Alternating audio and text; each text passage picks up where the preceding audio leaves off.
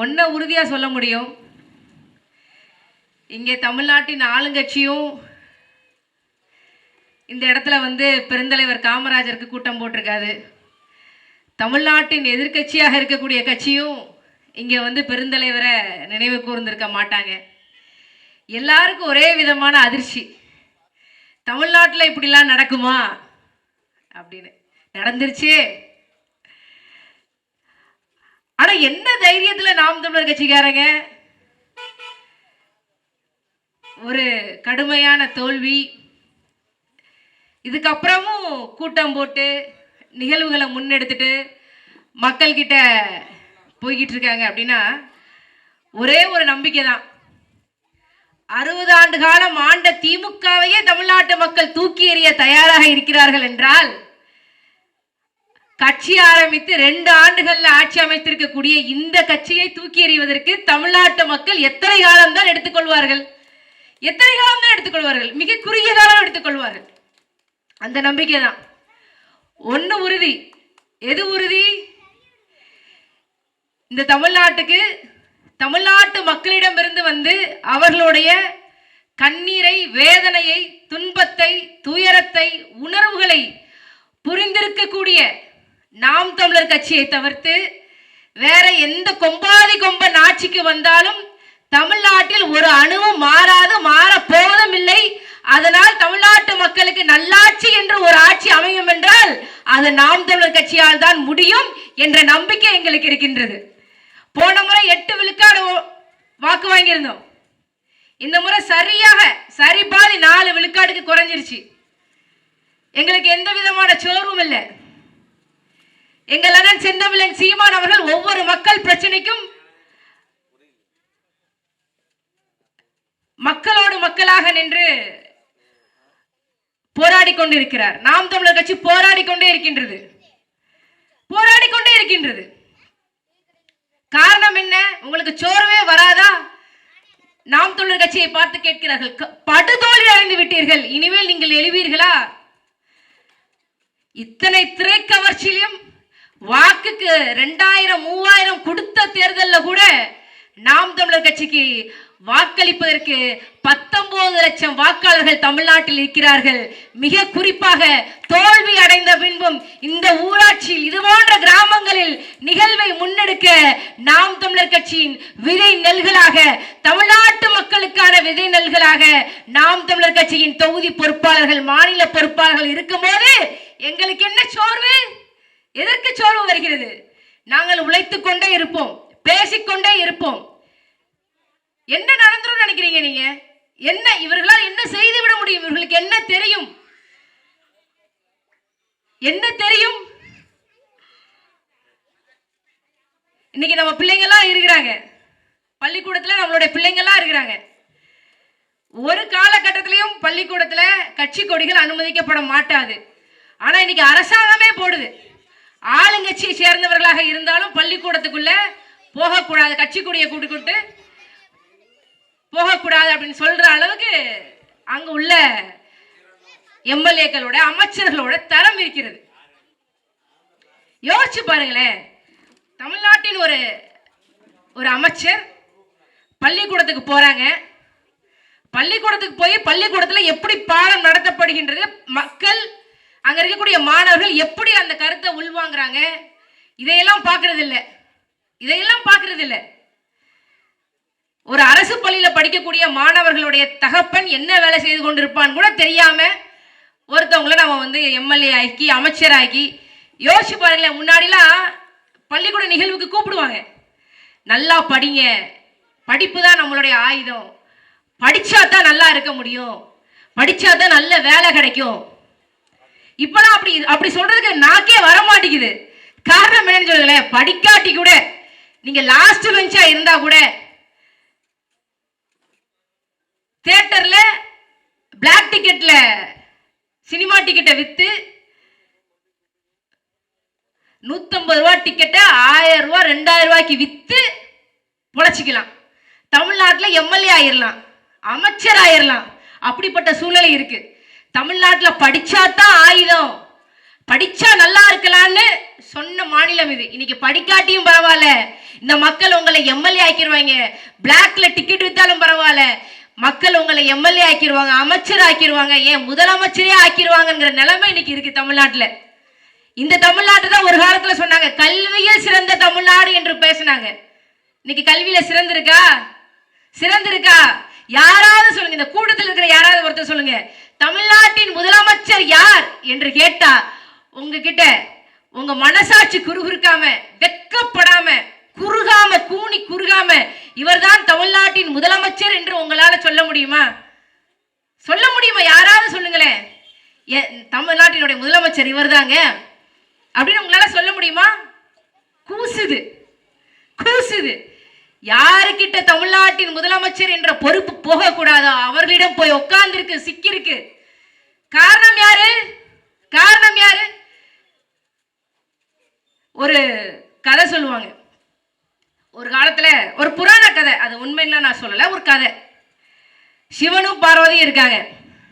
அவங்களுக்கு 2 பிள்ளைங்க. ஒருத்தர் விநாயகர், இன்னொருத்தர் முருகன். ஒரு பழம் இருக்கு, ஒரு மாம்பழம் இருக்கு. அந்த மாம்பழம் யாருக்கு போகணும்னு ஒரு போட்டி. யார் உலகத்தையே சுத்தி வர்றாங்களோ அவங்களுக்கு தான் அந்த பழம் அப்படின்னு சொல்லி போட்டியோட ரூல்ஸ் ஃபிக்ஸ் பண்றாங்க. அவன் முருகன் என்ன பண்றாரு?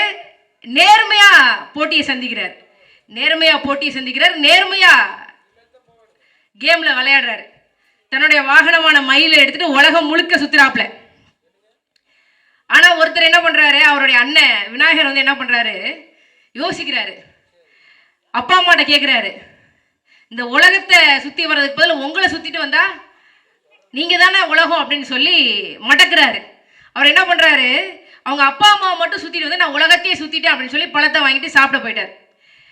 நாம் தமிழர் கட்சி 15 ஆண்டுகளாக இந்த மக்களுக்காக களத்துல நின்று நீதிமன்றங்களை சமர் செய்து போராடி இன்னைக்கு பல்வேறு இடங்கள்ல சிப்காட் வரல, விவசாய நிலங்களை பால்படுத்துவதற்கான திட்டங்கள் வரல என்றால் அதற்கு மிக முக்கிய காரணம் நாம் தமிழர் கட்சியும் அண்ணன் செந்தமிழன் சீமான் அவர்கள் போராடிய போராட்டங்களும் தான் காரணம்.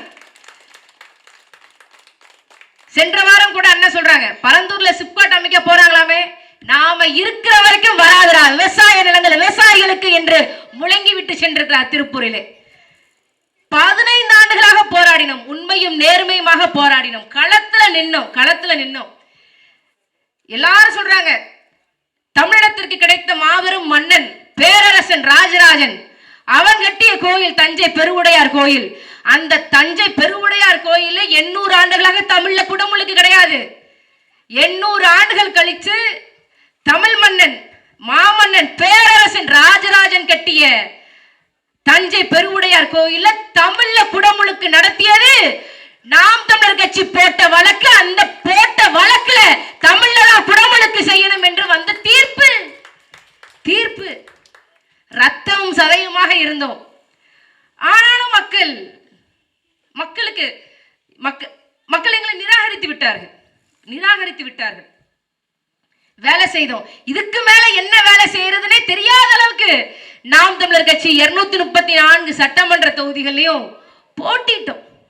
சும்மா போட்டிடல, மக்கள் தொகையில் சரிபாதியாக இருக்கக்கூடிய பெண்களுக்கு அரசியலிலும் சமபங்கு வழங்க வேண்டும் என்ற உயர்ந்த நோக்கில மக்கள் விழுக்காடுல மக்கள் தொகையில் 50 விழுக்காடு இருக்கக்கூடிய பெண்களுக்கு அரசியலிலும் சமபங்கு வழங்கிய ஒரே கட்சி நாம் தமிழர் கட்சி மட்டும்தான்.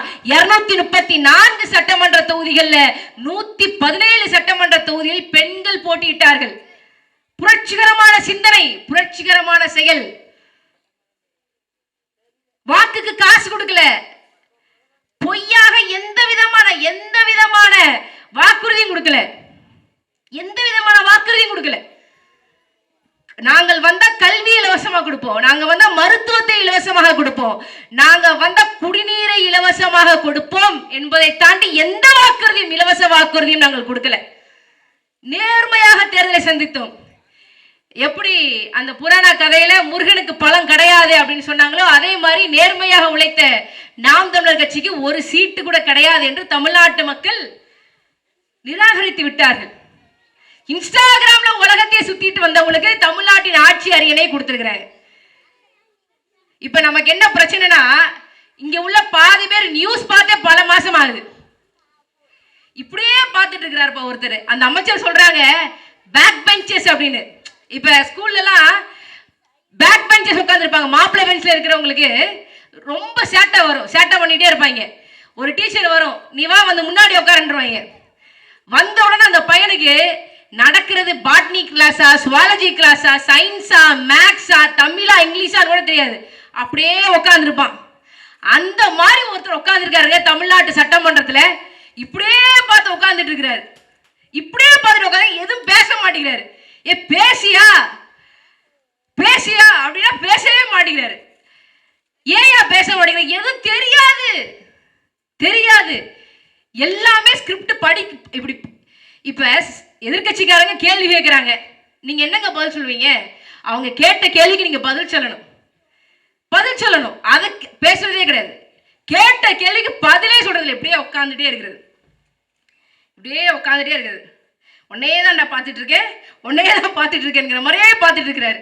இதுல இருந்து என்ன தெரியுதுன்னு நீங்க நினைக்கிறீங்க? இவங்களுக்கு ஏதாவது வந்து தமிழ்நாட்டு மக்களுடைய பிரச்சனைகள் பத்தி தெரியுமா? ஏதாவது தெரியுமா? ஒரு விஷயம் தெரியுமா? இவராக பரவாயில்ல, அந்த பக்கம் பார்த்தா இட்டுன்னு போறதே பெரிய விஷயமா இருக்குன்னு ஒருத்தர் பேசுறாரு. அவரெல்லாம் அமைச்சர் ஆகியிருக்காங்க. யாரு? நடிகர் விஜயை இட்டுன்னு வர்றதே ஒரு பெரிய வேலையாக செஞ்சவர் தமிழ்நாட்டின் அமைச்சர். லட்சணத்தை பாருங்களேன், தமிழ்நாட்டினுடைய லட்சணத்தை பாருங்களேன். இப்ப நமக்கு என்ன சந்தேகம்னா, நீங்க கர்நாடகாவில இருந்து காவிரியை இட்டுன்னு வருவீங்களா, இட்டுன்னு வர மாட்டீங்களா? பிரச்சனை தான். நீங்க விஜயை இட்டுன்னு வர்றதுலாம் பிரச்சனை இல்லை. காவிரியை இட்டுன்னு வர முடியுமா, வர முடியாதா? உங்களுக்கு தெரியும்ல. இப்போ உங்களுக்கு தெரியும்ல, தமிழ்நாட்டில் தேர்தல் முடிஞ்சிச்சு.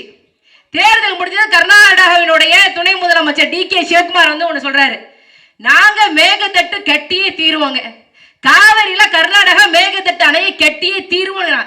அவங்களுக்கு எங்க இருந்து அந்த தைரியம் வருது? இந்த மக்களுடைய வாக்களிப்பு முறையை பாக்குறாங்க. இவங்க திருந்தவே இல்லப்பா, இன்னும் நடிகர் பின்னாடி தான் ஓடிட்டு இருக்காங்க. இவங்களுக்கு தண்ணி தேவையில்லை, திரைப்படம் இருந்தா போதும், திரைப்படம் இருந்தா போதும், தண்ணிலாம் தேவையில்லை அப்படின்னு சொல்லி அவன் தைரியமா இருக்கான். இப்ப மேகதட்டு பத்தி ஏதாவது இப்ப ஆளக்கூடிய ஆளுங்கட்சிக்கு ஏதாவது தெரியுமா, தெரியாதா? காவேரியை இட்டு வர முடியுமா, முடியாதா? முடியல, முடியல. இவர்களுக்கு தெரியாது, தெரியாது. இப்படிப்பட்ட ஒரு சூழ்நிலை தான் தமிழ்நாடு சிக்கிருக்கு.